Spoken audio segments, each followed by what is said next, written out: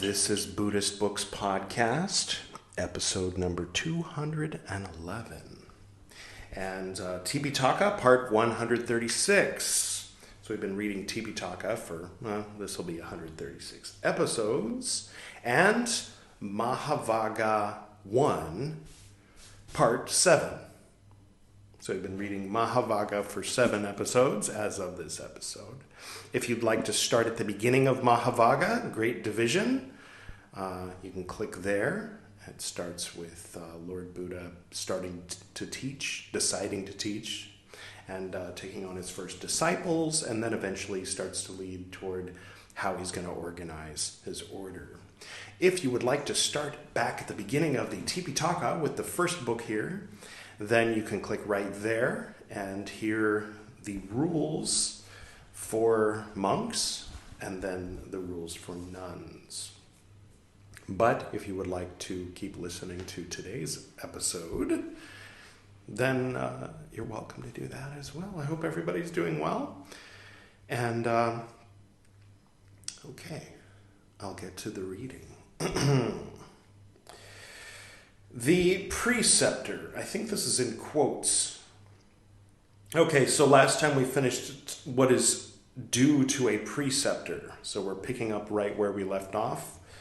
Quote, the preceptor, monks, one can assume that this is Lord Buddha speaking. The preceptor, monks, should conduct himself properly towards the one who shares his cell. This is the proper conduct in this respect. The one who shares the cell should be furthered. He should be helped by the preceptor in regard to recitation, interrogation, exhortation, instruction. If there is a bowl for the preceptor, but no bowl for the one who shares his cell, a bowl should be given by the preceptor to the one who shares his cell, or he should make an effort thinking, quote within quotes, how then could a bowl be procured for the one who shares my cell? End quote within quotes. If there is a robe for the preceptor, 3 dots. Same basic idea as the bowl, one assumes.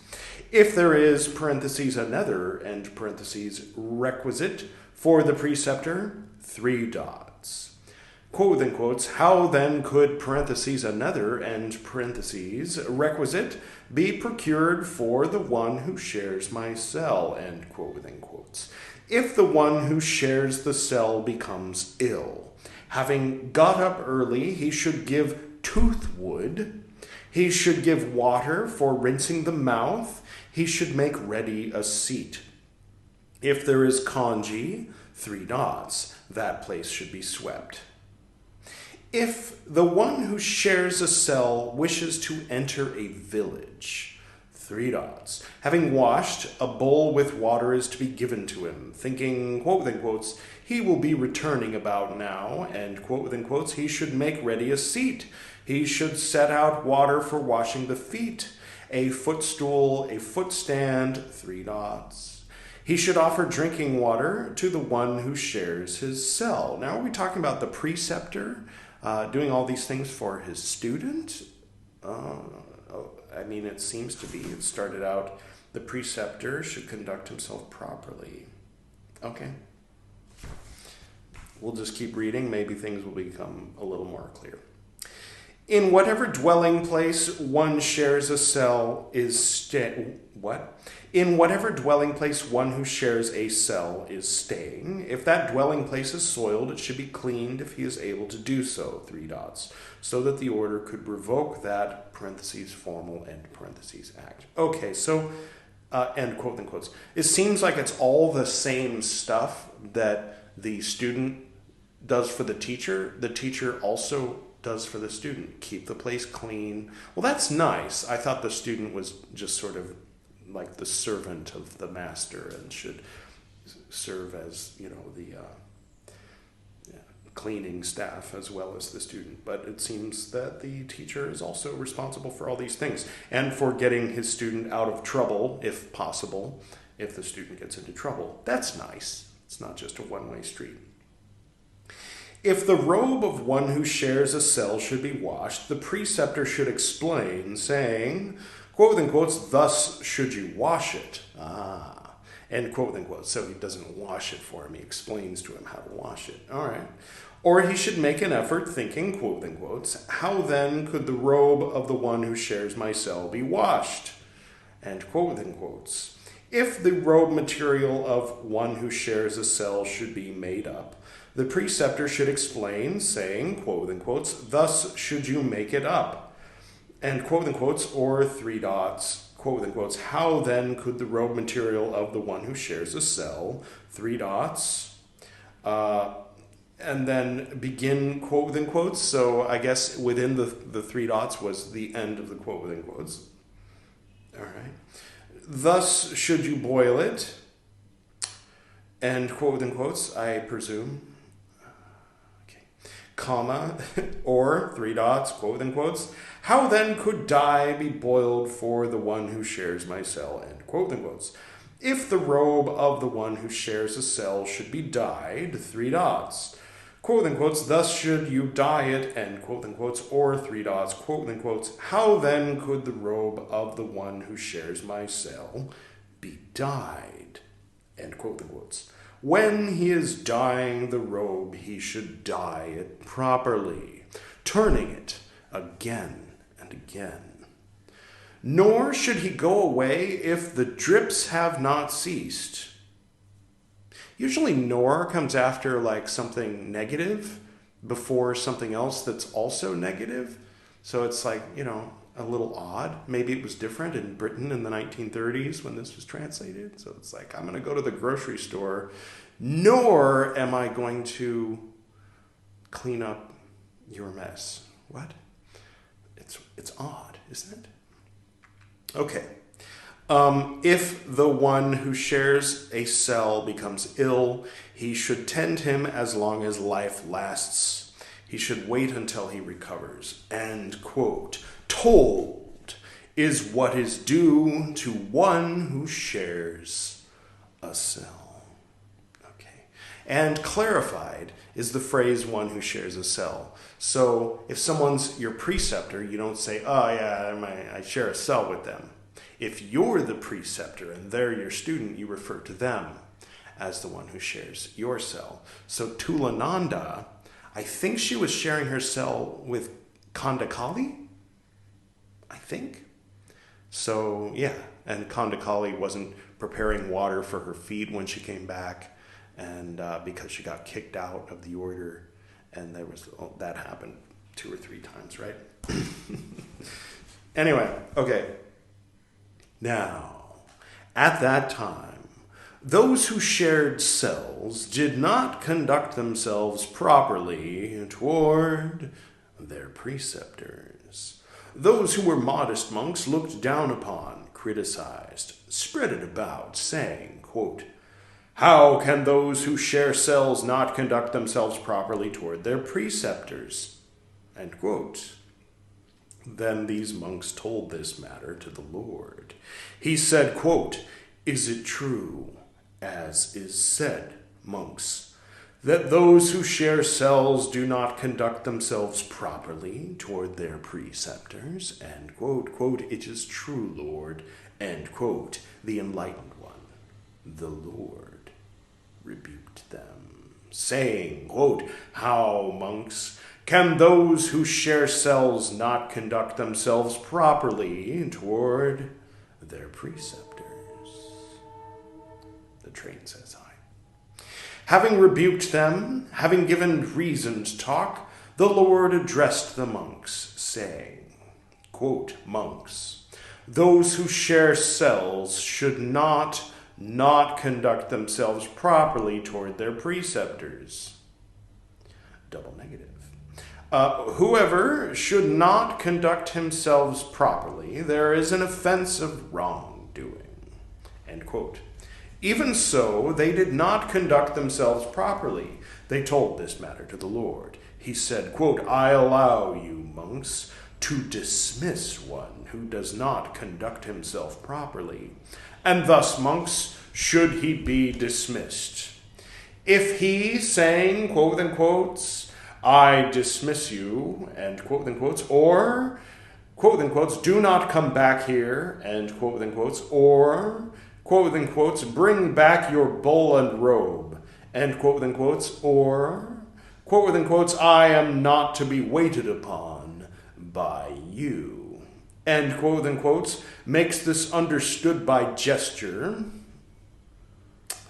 If he makes this understood by voice, if he makes this understood by gesture and by voice, the one who shares the cell comes to be dismissed. If he does not make this understood by gesture, if he does not make this understood by voice, if he does not make this understood by gesture and by voice, the one who shares the cell does not come to be dismissed. Now at that time, those who shared a cell and who were dismissed did not apologize. They told this matter to the Lord. He said, quote, I allow, parentheses, them, and parentheses, monks to apologize. End quote. Even so, they did not apologize. They told this matter to the Lord. He said, quote, monks, one who is dismissed is not to apologize. Whoever should not apologize, there is an offense of wrongdoing. End quote. Now at that time, preceptors, on being apologized to, did not forgive. They told this matter to the Lord. He said, quote, I allow you, monks, to forgive, end quote. Even so, they did not forgive. And those who shared a cell departed, and they left the order, and they went over to parentheses, other, and parentheses, sects. Ajivika, Jainism. Sorry, no, there's nothing wrong with Jainism, but Ajivika, well, I'll leave that to you to decide. Anyway, they told this matter to the Lord. He said, quote, monks, when you are being apologized to, you should not forgive. Whoever should not forgive, there is an offense of wrongdoing, end quote. Now at that time, preceptors dismissed those who were conducting themselves properly. They did not dismiss those who were not conducting themselves properly. They told this matter to the Lord. He said, quote, monks, one who is conducting himself properly is not to be dismissed. I mean, he was probably very serene and, balanced when he said it, but it's kind of fun to imagine. He attains enlightenment. He wants to teach others how to attain enlightenment, and he has to deal with all these classroom shenanigans, right? So it's teaching very basic concepts here. So forgive me if I add a little bit of the nursery school teacher being frustrated with the children to how I'm reading the words of the Lord, the enlightened one. Sorry. Okay. Monks, one who is conducting himself properly is not to be dismissed. Whoever should dismiss him, there is an offense of wrongdoing. And, monks, one who is not conducting himself properly is not to be dismissed. Whoever should not dismiss him, there is an offense of wrongdoing. Monks, if one who shares a cell is possessed of 5 qualities, he may be dismissed. If there does not come to be much affection for his preceptor, if there does not come to be much faith, parentheses, in him, end parentheses, if there does not come to be much sense of shame, end parentheses, toward him, end parentheses, if there does not come to be much respect, parentheses, for him, end parentheses, if there does not come to be much development, parentheses, under him, end parentheses. Monks, if one who shares a cell is possessed of these 5 qualities, he may be dismissed. Monks, if one who shares a cell is possessed of 5 qualities, he should not be dismissed. If there comes to be much affection for his preceptor, 3 dots. If there comes to be much development. So we can assume that it's the positive version of all the negative versions that he listed before. Miss Horner decided, it's a waste of ink. I'll let him figure it out, even though it's never actually been written before. Thank you, Miss Horner. Good choices you're making here in your translation efforts. Sorry. Okay. Monks. If one who shares a cell is possessed of these 5 qualities, he should not be dismissed. Okay? Monks. If one who shares a cell is possessed of 5 qualities, it is suitable to dismiss him. If there does not come to be much affection for his preceptor, 3 dots. If there does not come to be much development. Monks, if one who shares a cell is possessed of these 5 qualities, it is suitable to dismiss him. Monks, if one who shares a cell is possessed of 5 qualities, it is not suitable to dismiss him. If there comes to be much affection for his preceptor, 3 dots. Not too much. That's covered in Parajika 1. Sorry. If there comes to be much development, monks, if one who shares a cell is possessed of these 5 qualities, it is not suitable to dismiss him. Monks, if one who shares a cell is possessed of 5 qualities, a preceptor, in not dismissing him, becomes one who has gone too far. In dismissing him, he does not become one who has gone too far.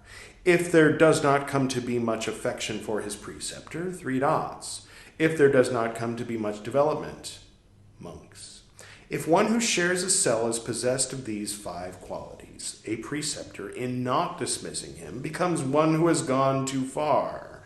In dismissing him, he does not become one who has gone too far.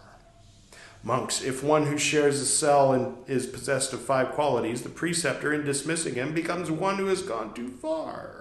In not dismissing him, he does not become one who has gone too far.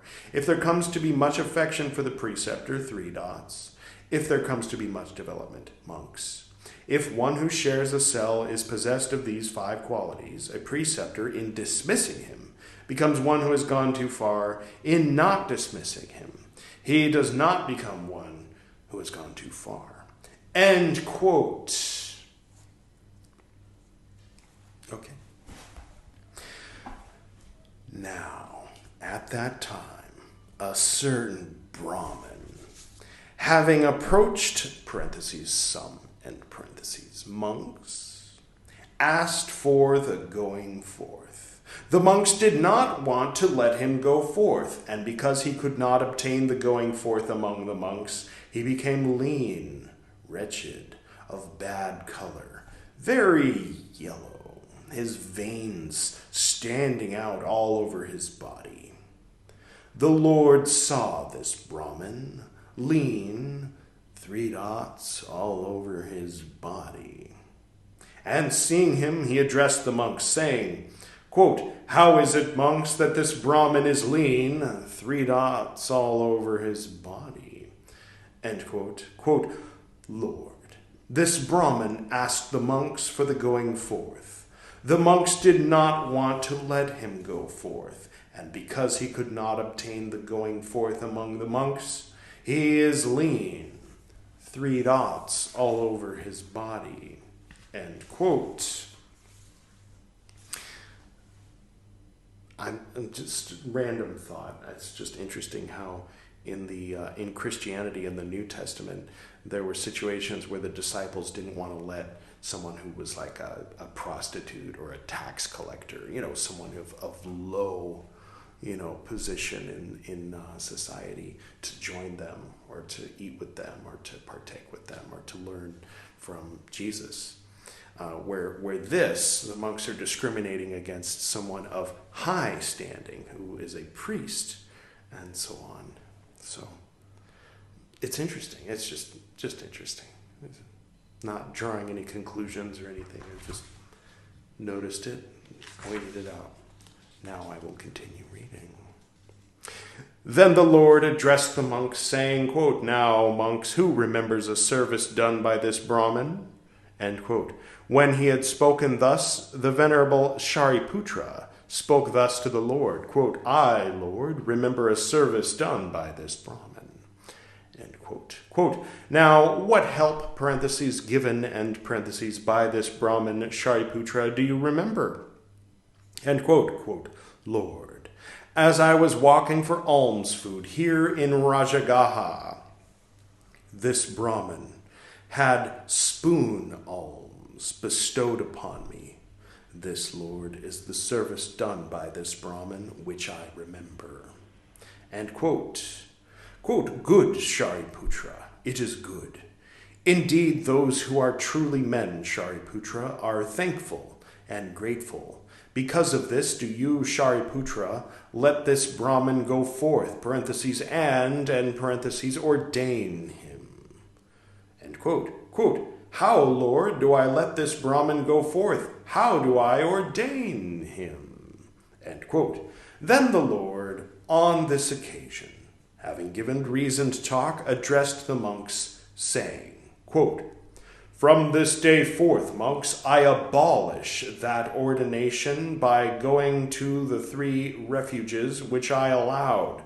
I allow you, monks, to ordain by a parentheses formal end parentheses act, consisting of a motion and a resolution put 3 times. And thus, monks, should one ordain. The order should be informed by an experienced, competent monk, saying, quote within quotes, honored sirs, let the order hear me. This parentheses person, end parentheses, so-and-so, wishes for ordination from the venerable so-and-so. Right? If it seems right to the order may ordain so-and-so through the preceptor so-and-so. This is the motion. Honored sirs, let the order hear me. This person so-and-so, 3 dots, may ordain so-and-so. The order is ordaining so-and-so through the preceptor so-and-so. If the ordination of so-and-so through the preceptor so-and-so is pleasing to the venerable ones, let them be silent. He to whom it is not pleasing should speak. And a second time I speak forth this matter, which you've already spoken twice, so we can assume you're going to say it all 6 times. 3 dots, should speak. And a third time I speak forth this matter, 3 dots, should speak. So-and-so is ordained by the order. Through the preceptor so-and-so, it is pleasing to the order. Therefore they are silent. Thus do I understand this. End quote within quotes. End quote. Now, at that time, a certain monk, immediately after he was ordained, indulged in bad habits. Let's all take a moment to guess and visualize what exactly that monk was doing. What? Okay. Monks spoke thus, quote, do not, your reverence, do that. It is not allowed. End quote. He spoke thus, quote, but indeed, I did not ask the venerable ones, saying, parentheses, ordain me. I mean, quote and quotes, ordain me, and quote and quotes. Why did you ordain me without being asked, parentheses, to do so? And parentheses, end quote. They told this matter to the Lord. He said, quote, monks, you should not ordain without being asked, parentheses, to do so. End parentheses. Whoever should, parentheses, so, end parentheses, ordain, there is an offense of wrongdoing. I allow you, monks, to ordain when you have been asked, parentheses, to do so, end parentheses. And thus, monks, should one ask, parentheses, for it, end parentheses, that one who wishes for ordination, having approached the order, having arranged his upper robe over one shoulder, having honored the monk's feet, having sat down on his haunches, having saluted with joined palms, should speak thus to it. Quote the quotes, honored sirs, I ask the order for ordination. Honored sirs, may the order raise me up out of compassion. And quote the quotes. And a second time should he ask 3 dots, and a third time should he ask 3 dots. The order should be informed by an experienced, competent monk, saying, quote unquote, honored sirs, let the order hear me. This parentheses person, end parentheses, so-and-so, wishes for ordination from the venerable so-and-so. So-and-so asks the order for ordination through the preceptor so-and-so. If it seems right to the order may ordain so-and-so through the preceptor so-and-so. This is the motion. Honored sirs, let the order hear me. This parentheses person, end parentheses, so-and-so wishes for ordination from the venerable so-and-so.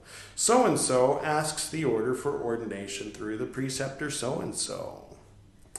If the ordination of so-and-so through the preceptor so-and-so is pleasing to the venerable ones, let them be silent. He to whom it is not pleasing should speak. And a second time I speak forth this matter, 3 dots. Thank you, sincerely. Thank you, Miss Horner, for those 3 dots. And a third time I speak forth this matter, 3 dots. Thank you again, Miss Horner. So-and-so is ordained by the order through the preceptor so-and-so. It is pleasing to the order, therefore they are silent. Thus do I understand this. End quote within quotes. End quote. Now, at that time, in Rajagaha, which again, remember, is Rajgir in present day, in Rajagaha, a succession of meals, of sumptuous foods, came to be arranged. Then it occurred to a certain Brahmin, quote, now these recluses, sons of the Sakyans, are pleasant in character, pleasant in conduct. Having eaten good meals, they lie down on beds sheltered from the wind. What now if I should go forth among these recluses, sons of the Sakyans? End quote. Then that Brahmin, having approached parentheses some end parentheses monks, asked for the going forth. The monks allowed him to go forth, parentheses and parentheses, they ordained him. The succession of meals dwindled away. After he had gone forth, monks spoke, quote, come along now, your reverence, we will walk for alms food, end quote. He spoke thus, quote, your reverences, I did not go forth for this, that I should walk for alms food. If you will give to me, I will eat, but if you will not give to me, I will leave the order. End quote. Quote, but did you, your reverence, go forth for your belly's sake? End quote. Quote, yes, your reverences. End quote. Those who were modest monks looked down upon, criticized, spread it about, saying, quote, how can this monk go forth in the Dhamma and discipline which are well taught for his belly's sake? End quote. These monks told this matter to the Lord. He said, quote, is it true, as is said, that you, monk, went forth for your belly's sake? End quote. Quote, it is true, Lord. End quote. The enlightened one, the Lord, rebuked him, saying, quote, how can you, foolish man, go forth in this Dhamma and discipline which are well taught for your belly's sake? It is not, foolish man, for pleasing those who are not, parentheses yet, end parentheses, pleased, nor for increasing, parentheses, the number of, end parentheses, those who are pleased, end quote. Having rebuked him, having given reason to talk, he addressed the monks, saying, quote, I allow you, monks, when you are ordaining, to explain 4 resources. That going forth on account of meals of scraps, in this respect, effort is to be made by you for life. Parentheses, these are, parentheses, extra acquisitions, a meal for an order, a meal for a special person, an invitation. Ticket food, parentheses, food given, end parentheses, on a day of the waxing or waning of the moon, on an observance day, on the day after an observance day. That going forth is on account of rag robes. In this respect, effort is to be made by you for life. Parentheses, these are, end parentheses, extra acquisitions. Parentheses, robes made of, parentheses, end parentheses, linen, cotton, silk, wood.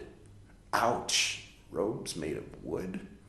Coarse hemp, canvas. That going forth is on account of a lodging at the root of a tree.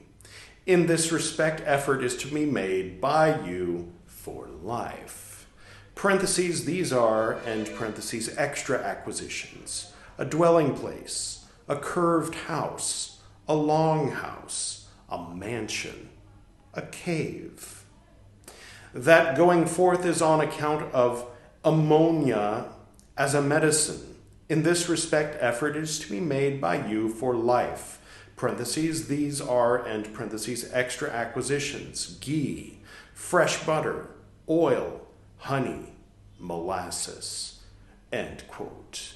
Told is the fifth portion for repeating on what is due to a preceptor. And that, my friends, is where I'm going to conclude today's reading. Thank you all for joining me on this journey through the scriptures of ancient pre-sectarian early Buddhism. And, okay, I will go ahead and do the usual prayer that I do at the closing of these episodes, the prayer that my father taught me when I was very young.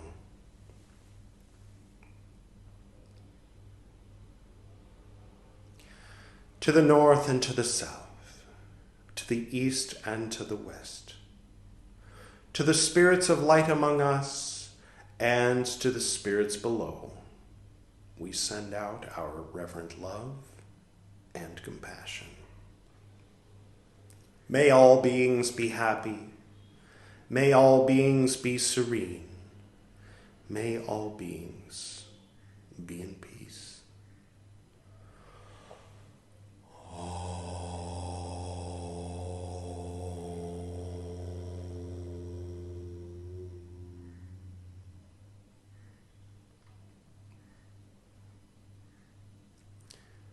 Until next time.